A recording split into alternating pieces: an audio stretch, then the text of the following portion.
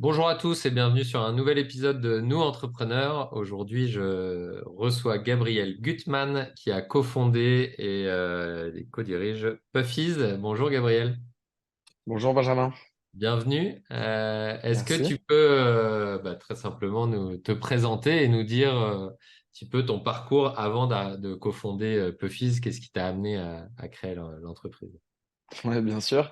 Donc je m'appelle Gabriel Gutmann, j'ai 27 ans et donc je suis l'un des deux cofondateurs de Puffies. Alors moi, j'ai pas eu d'expérience professionnelle avant parce que j'ai fondé donc cette entreprise pendant mes études. Ok. J'ai commencé à 22 ans, je crois. J'étais en troisième année d'école. À l'ESDES, j'ai fait une école de commerce à Lyon. Et donc, très tôt, j'ai su que je voulais entreprendre. Et on va dire pas que je cherchais délibérément un projet, mais que j'étais vraiment à l'affût d'opportunités. Et donc, en troisième année d'école, on a, donc, comme dans beaucoup de business school, d'un projet fictif d'entreprise à réaliser. Et donc, c'est toujours ce projet que je continue de mener aujourd'hui auquel on a donné vie avec mon associé. Donc, aucune expérience professionnelle au préalable. Tout de suite commencer Alors, qu'est-ce qui a fait par ça. que tu voulais absolument lancer, créer, diriger une entreprise? Est-ce que tu as, un background familial, entrepreneurial? D'où c'est venu l'envie absolument d'aller directement dans l'entrepreneuriat, on va dire? Alors, pas forcément de background familial, entrepreneurial. Je pense qu'il y a eu deux moments. Bah, déjà, une croyance, je pense, un peu profonde. Où enfin, moi, je suis pas quelqu'un de forcément hyper scolaire. On va dire que je tiens la route dans ma scolarité, mais j'ai jamais survolé les examens ou les études.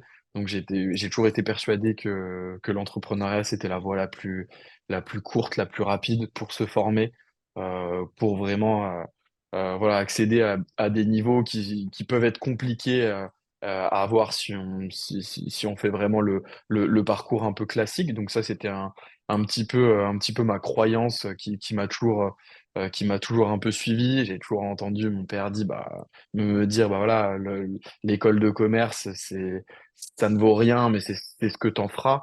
Et voilà, j'ai toujours évolué avec cette croyance que l'entrepreneuriat pouvait me faire, entre guillemets, un peu sauter des étapes et que c'était le meilleur moyen pour moi euh, d'apprendre énormément dans un temps très condensé. Et je pense que l'autre moment vraiment qui m'a poussé dans cette voie, c'était lors d'une conférence, je me souviens très bien, en première année d'école, où j'avais rencontré plusieurs entrepreneurs lyonnais, dont Christophe Fargier, donc du Ninkasi, fondateur du Ninkasi, et Paul Morellet de Lunettes pour tous, qui avait fait donc une conférence sur l'entrepreneuriat, et ça m'avait complètement illuminé. Je me suis dit, en fait, je veux ressembler à ces personnes. C'était vraiment presque du mimétisme à me dire. Il m'avait tellement impressionné que je me suis dit, en fait, si je veux ressembler à ces personnes, il faut que j'entreprenne parce que ont entrepris. Donc voilà, pour moi, à partir de ce moment-là, cette croyance plus cette conférence qui m'a vraiment marqué.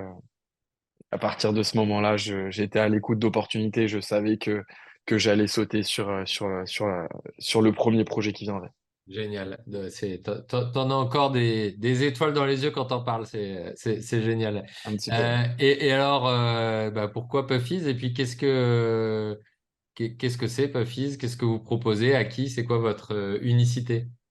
Alors, donc en fait, Puffies, nous, on est spécialiste de produits à base de skyr. Donc le skyr, pour ceux qui connaissent pas, c'est un yaourt qui est très protéiné, sans matière grasse, qui vient d'Islande. En fait, c'est une idée qui nous est venue, que mon associé en fait a découvert lors d'un Erasmus en Islande, Ok. où le skyr donc existait en Islande, mais n'existait pas en France. Donc c'est un produit qu'on a voulu mettre sur le marché français, qu'on trouvait vraiment génial parce que donc c'est un yaourt qui est sans matière grasse parce qu'il est fait à partir de lait écrémé. Ok. et qui est très protéiné parce que c'est un yaourt qu'on va égoutter et donc on va concentrer vraiment toutes les protéines. Donc c'est un projet qui nous a tout de suite parlé. Et donc aujourd'hui, on s'est spécialisé dans le skyr, dans la fabrication de produits à base de skyr. Et aujourd'hui, donc on distribue nos produits en magasin biologique et en grande distribution désormais aussi. On a deux marques, donc Puffy Skyr, qui est notre marque pour les magasins spécialisés biologiques, et Arctic Skyr, qui est notre marque spécialisée pour la grande distribution. D'accord. Top. Et donc, c'est des produits qui sont fabriqués en Islande aujourd'hui et que vous importez, c'est ça? Non, on a adapté la recette au marché français. Ok. En Islande, donc c'est des yaourts qui sont très égouttés, qui sont très denses. Voilà, nous, on a voulu quelque chose un peu plus consensuel, avec une texture un peu plus lisse et l'adapter aussi au format de consommation des Français. Il faut savoir qu'on est un des premiers pays consommateurs de produits laitiers en Europe. Donc avec beaucoup d'usines, ça aurait pas eu beaucoup de sens qu'on importe un yaourt. Mm. Donc on a aujourd'hui deux usines en Bretagne et en Vendée, Ok. des usines, donc des sous-traitants. Ouais. Nous, on s'occupe de toute la partie recette industrielle et ensuite, donc, on fournit un cahier des charges à nos sous-traitants qui vont nous produire le produit. Donc, on s'occupe du développement et de la commercialisation. Et entre les deux, donc, on a des usines laitières qui nous fabriquent à façon nos produits. Ok. Alors, je te disais en préparant l'interview, une question que j'aime bien, c'est les a priori qui peuvent circuler sur un secteur d'activité. Alors, moi, j'en ai peut-être un sur le tien, c'est qu'il faut peut-être être, très gros à la base pour pouvoir travailler sur des produits agroalimentaires et avec la grande distribution. Comment est-ce que vous tirez votre épingle du jeu quelque part dans un domaine où, comme tu dis, on est gros consommateur de produits laitiers, il y a des très gros acteurs mondiaux, numéro un mondiaux, etc. Comment est-ce que vous tirez votre épingle du jeu là-dedans? C'est une très très bonne question. En effet, ça peut faire peur. Je me souviens, donc nous, à la base, on a décidé de se lancer dans le skir. On était les premiers à avoir eu cette idée. Donc c'était en 2016 et le skir a apparu en 2018. Personne parlait du skir à l'époque, alors qu'aujourd'hui, c'est un des produits les plus consommés. Il y a plus d'un Français sur trois qui en consomme en à peine 5 ans. Enfin, c'est juste monstrueux. C'est une des plus grosses réussites. On appelle vraiment ça, c'est vraiment le blockbuster des produits laitiers. Oui. Faut savoir que nous, s'il n'y avait pas eu de concurrence qui s'était lancée sur ce produit, on n'aurait sûrement jamais éclos. Heureusement, justement, qu'il y a des concurrents. Nous, en l'occurrence, c'était Danone qui s'est lancé avec le Skir en 2018. Nous, on a lancé nos produits en 2019, le temps de l'industrialisation, et ça nous a complètement ouvert la voie. Et en fait, heureusement qu'il y a ces gros qui éduquent le marché, qui, eux, arrivent à pousser des innovations, à pousser des tendances que ne peuvent pas faire, ou en tout cas peu faire des startups. Donc en fait, toutes les petites entreprises se nourrissent déjà du travail que les mastodontes font, et ensuite nous on est là pour aller beaucoup plus vite sur de l'innovation, pour proposer des produits différenciants qui sont plus exigeants en termes de qualité, voilà, en termes nutritionnels. Et il faut savoir que l'énorme point faible de ces mastodontes, c'est clairement l'agilité. Hmm. Nous, on a vu, on l'a su après coup, hein, via des interviews, je crois, de la directrice marketing de Danone. Ils ont mis 5 ans à développer du skir parce que c'est des études déjà qui prennent 2 ans. Faut faire financer. Il y a énormément de parties prenantes. Nous, en un claquement de doigts, en 2 ans, en fait, on peut lancer un produit sur le marché. On a juste un moment à se mettre d'accord sur une recette. On était deux et puis hop, on se lance, quoi. Donc, c'est la grosse opportunité qu'ont les petites entreprises par rapport aux grosses, mais les deux se servent continuellement, hein. Les grosses entreprises regardent les startups pour l'innovation. Les petites entreprises se servent des gros pour pousser des tendances. Donc, en fait, on a besoin des deux, quoi. Ah, excellent, super. Et comment est le marché en ce moment? Comment est le secteur? Voilà, c'est quoi la tendance? Très compliqué, très très compliqué. Nous, en plus, on est sur des produits biologiques. Ouais. Donc aujourd'hui, il y a une grosse crise du bio, plus une crise de la consommation, plus une crise des matières premières. Voilà, on a clairement tout, on cumule toutes les crises et c'est un petit peu l'environnement d'aujourd'hui, donc très compliqué. Nous, on a la chance, on n'y est pas très confronté parce que il y a une très grosse croissance du skier. Justement, c'est ce que je te disais, c'est un des produits qui surperforme le plus aujourd'hui en magasin. Donc ça, c'était clairement pas prévu. Et encore une fois, ça, on a eu de la chance que ce produit devienne autant à la mode et soit autant tendance. Mais c'est ce qui nous permet aujourd'hui, nous, de pas être confrontés par ça. On a triplé notre chiffre d'affaires depuis janvier, alors que c'est une des plus grosses crises que l'agro a jamais connues. Donc voilà, on a beaucoup de chance d'être préservé, mais encore une fois, c'est parce qu'on est vraiment sur le bon produit au bon moment. Mais sinon, le marché est quand même compliqué. Il y a beaucoup de magasins bio qui ferment, même si on retrouve un peu de croissance, c'est quand même pas simple. Aujourd'hui, les distributeurs n'ont que le prix. Enfin voilà, c'est le mot d'ordre aujourd'hui. L'innovation est beaucoup moins considérée. C'est vraiment du prix, du prix, du prix, essayer de contrôler cette inflation. Donc, ça met les startups dans des positions un peu plus compliquées parce que nous, c'est pas notre rôle de faire du prix. On est là pour de l'innovation. On fait pas assez d'économies d'échelle pour pouvoir aller concurrencer des gros groupes. Donc, euh, c'est très challengeant, mais d'un côté, ça offre énormément d'opportunités parce que les gros groupes n'innovent plus. Les startups continuent d'innover et on a besoin quand même de l'innovation. On a besoin enfin voilà, c'est ce qui permet aux enseignes de recruter des nouveaux consommateurs. Donc voilà, à toute crise son opportunité. C'est un peu bateau de dire ça, mais c'est tellement vrai. Donc C'est voilà, un bon période mindset en tout cas complexe. pour trouver des opportunités, même si Mm. c'est pas toujours facile. Le fait de les chercher déjà, on a quand même un peu plus de chances de les trouver que si jamais on est sur un mode C'est vrai. déficit. Comment est-ce que tu vois évoluer, toi? Aujourd'hui, vous avez donc un, deux produits phares. Comment est-ce que tu vois évoluer Puffy's dans les prochaines années? Alors ouais, aujourd'hui on a on a quoi, une quinzaine de références en tout. Donc aujourd'hui on est un petit peu en train de resserrer justement nos gammes. Euh, En fait, on se rend compte qu'il faut pas forcément faire de la surqualité. Ça, c'est un petit peu un des pièges dans lequel beaucoup de startups de l'agro tombent, essayer d'avoir le produit parfait, à la fois un produit innovant, excellent, d'un point de vue nutritionnel, pas cher, mais en fait, c'est pas trop possible. Aujourd'hui, on est plutôt en train de se resserrer, en effet, et essayer de vraiment de trouver nos combats. Nous, par exemple, en magasin bio, c'est vraiment le skyr de brebis, donc c'est le lait de brebis sur lequel on a pris une très grosse place sur le marché. Aujourd'hui, c'est plus de 75% de notre chiffre d'affaires. Donc, c'est vraiment des gammes qu'on va beaucoup développer.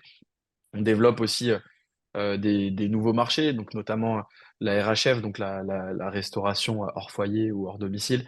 Voilà, où ça, il y a il y a beaucoup d'opportunités parce que les marques comme Danone, Lactalis, finalement, ne vont pas trop sur ces secteurs.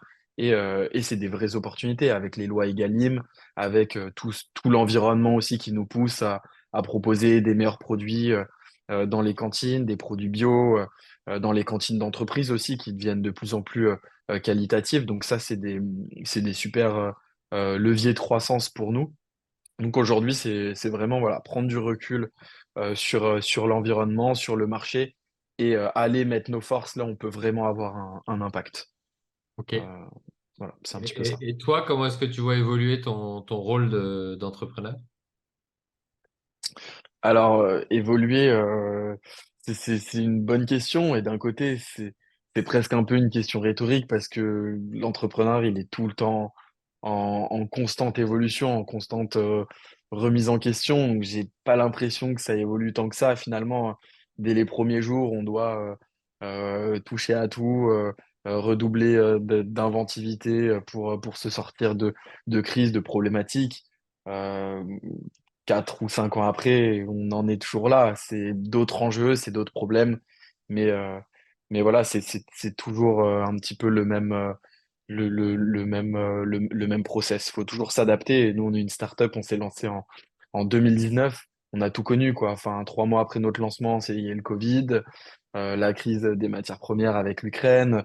Enfin, voilà, on cumule tout, donc faut tout le temps, tout le temps, tout le temps s'adapter. Donc, j'ai pas l'impression qu'il y a un vrai changement entre hier et aujourd'hui. C'est le propre de l'entrepreneur de se réinventer. Moi, dans mon rôle, je pense qu'il n'a pas beaucoup changé. Je suis ultra touche à tout, je dois m'intéresser à tout. J'ai pas le temps d'être expert dans chaque, euh, dans chaque process, mais c'est pas ce qu'on me demande, c'est pas là où est ma plus-value. Je dois faire en sorte d'apporter les bonnes ressources à mon entreprise, de garantir une vision qui est intéressante. Et voilà, tout en continuant d'être à l'écoute d'opportunités, à l'écoute de mes équipes. Et finalement, ça a pas beaucoup changé, quoi. Ouais, ça marche. Si tu revenais un peu en arrière là et que donc tu avais des croyances sur l'entrepreneuriat, sur ce que ça allait t'apporter, sur ce que tu allais vivre, etc. Si tu reviens en troisième année du coup d'école avant de lancer, Hmm. que tu te, qu'est-ce que tu te dirais dans le creux de l'oreille à ton toi-même de 2018 et... Oui, c'est une bonne question. Je pense que déjà, justement, on parle de croyances. L'entrepreneuriat est bourré de croyances et on en parlait avant l'interview. C'est ce côté où les gens pensent que être entrepreneur, c'est choisir ses horaires, être son propre patron, décider de ses journées. Et ça, c'est tellement faux. Déjà, enfin, faut se dire, si on veut gagner de l'argent, entrepreneur, je pense que c'est une des voies les plus compliquées pour gagner de l'argent. Si on veut être son propre patron, bah, au final, l'entrepreneur, c'est celui qui a le plus de patrons entre ses clients, ses associés, ses investisseurs, son équipe. En fait, on est complètement, voilà, je vais pas du tout être pessimiste parce que je m'éclate à 200% dans ce rôle-là, mais en fait, c'est complètement des croyances qu'il faut déconstruire parce que il y a beaucoup de personnes, je pense, qui à la base peuvent entreprendre pour les mauvaises raisons, et notamment celle-là, celle de vouloir voilà, gagner de l'argent, être maître de son temps, mais en fait, c'est rarement ça. On est beaucoup moins libre que ce qu'on pense, mais une autre forme de liberté. Et ça, il faut vraiment le vivre. Je pense que c'est très compliqué à expliquer, mais voilà, c'est comme ça que je le résumerai. C'est pas la liberté qu'on En pense, tout cas, il faut être, l'entrepreneuriat. là, je te rejoins complètement, c'est que il faut sûrement être prêt à vivre cette étape-là, qui peut durer plusieurs mois, plusieurs années, Mm. effectivement ne pas avoir une boîte qui travaille pour nous, mais nous qui travaillons pour la boîte, pour les salariés, pour Ouais. les fournisseurs, pour les investisseurs, etc., etc.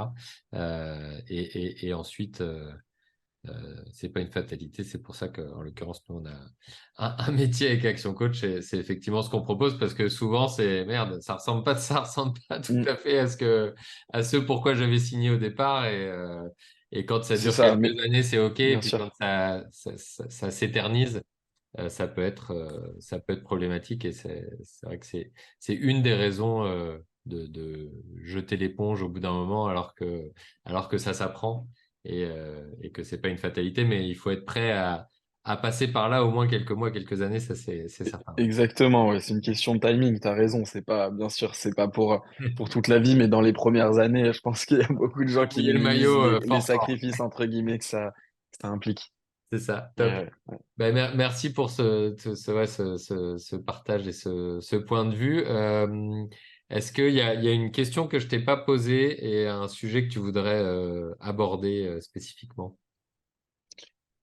je réfléchis, non, bah si, enfin, il y a peut-être le sujet du bio aujourd'hui. Enfin, moi, c'est un sujet qui me tient à cœur parce il y a énormément de bio-bashing aujourd'hui. En fait, c'est hyper.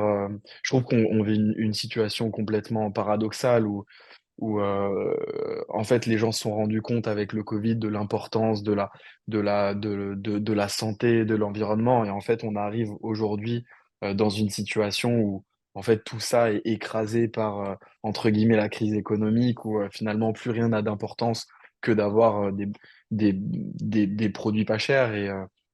Enfin, voilà, c'est pas forcément une question, mais c'est plus une interrogation sur justement ce qu'on veut sur le Mm. futur de l'alimentation, sur aussi le rôle des politiques et le fait qu'à un moment, ça doit s'accompagner par des pouvoirs publics, par des aides.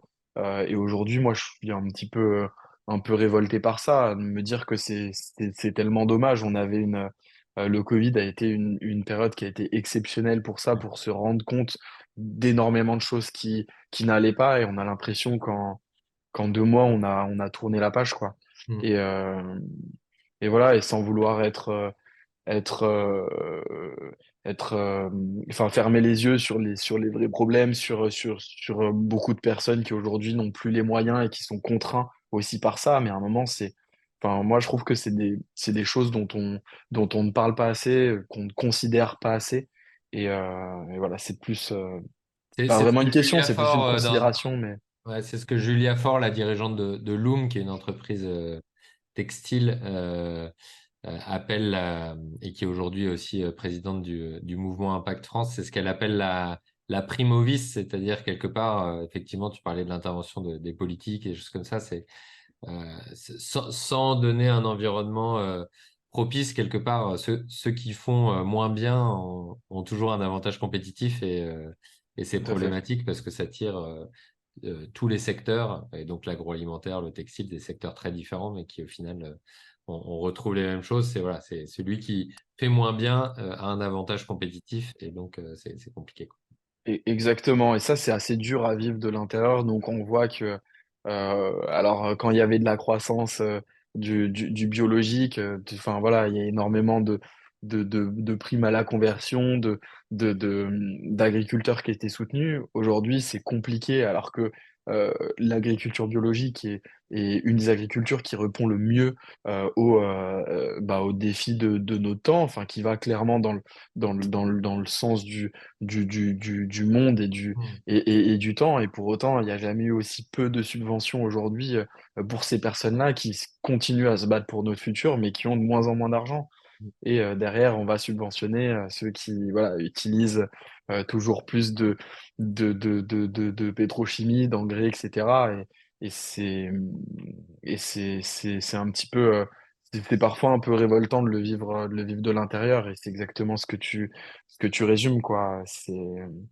C'est pas toujours ceux qui sont du bon côté de l'histoire Ouais. qui Bon, gagnent en ben, ce écoute, moment, et c'est un peu on est dur. à Lyon, on est à Lyon, on est dans le Rhône. Il y a des politiques qui font en tout cas des prises de position assez fortes en faveur du bio, en faveur des choses C'est intéressantes. vrai, Donc, faut le dire. Je suis d'accord. on va les appeler peut-être à t'appeler justement et à contribuer, toi et les autres acteurs du bio. En tout cas, tu tires une petite sonnette d'alarme et un appel en tout cas pour l'urgence d'accompagner tous les acteurs du bio dont vous faites partie. Donc, j'espère qu'ils nous écouteront, on leur transférera ton interview.